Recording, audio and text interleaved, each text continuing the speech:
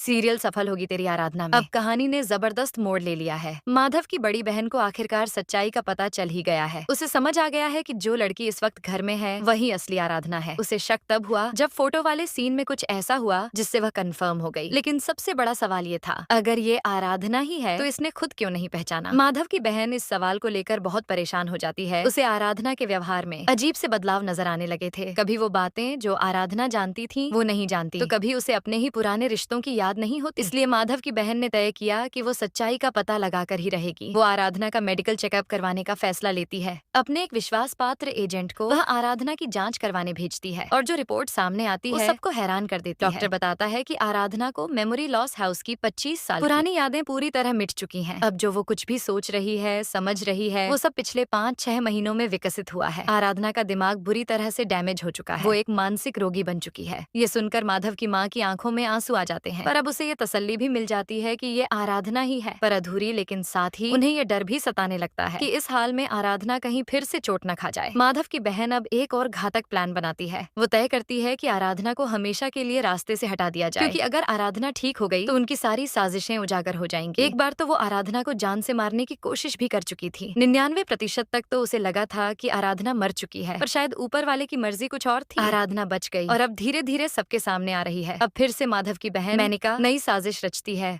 इस बार उसका प्लान है प्रॉपर्टी हड़पना। उसे पता चल गया है कि आने वाले समय में सारी प्रॉपर्टी आराधना के नाम होने वाली है और इसमें उसका साथ दे रहा है उसका बेटा आर्यन और आराधना की सगाई की प्लानिंग की जा रही है। पर आर्यन का मकसद सिर्फ एक है, प्रॉपर्टी। उसे आराधना से कोई लगाव नहीं है। वो तो चाहता है कि शादी के बाद जैसे भी हो माधव को रास्ते से हटा दिया जाए और सारी जायदाद पर कब्जा कर लिया जाए। दूसरी तरफ माधव अब पहले जैसा भोला नहीं रहा। वो हर चीज को बहुत ही चालाकी से समझ रहा है। उसने नकली आराधना से शादी कर ली है सिर्फ एक प्लान के तहत, क्योंकि अब उसे असली और नकली का फर्क अच्छे से समझ में आ गया है। नकली आराधना जो माधव के घर में पत्नी बनकर आई है, धीरे धीरे माधव से सच में प्यार करने लगती है और एक दिन वो माधव को विनायक की कसम देकर शादी कर लेती है। पर कहानी में ट्विस्ट तब आता है जब असली आराधना की एंट्री होती है। असली आराधना जो अपनी टूटी यादों और अधूरी पहचान के साथ वापस लौटती है। वो जैसे तैसे अपने घर पहुंच जाती है, लेकिन नकली आराधना उसे देख लेती है। अब डर और गुस्से में वो असली आराधना को पकड़ लेती है। 2 हफ्तों तक उसे एक गुप्त जगह पर बंदी बनाकर रखती है। असली आराधना कई बार कोशिश करती है भागने की, पर हर बार नाकाम रहती है। लेकिन फिर एक दिन उसे मौका मिलता है और वो जान बचाकर वहाँ से भाग निकलती है। उधर नकली आराधना को जब पता चलता है कि असली आराधना भाग गई है तो वो आग बबूला हो जाती है। गुस्से में अपने ही गुंडों को मार डालती है जो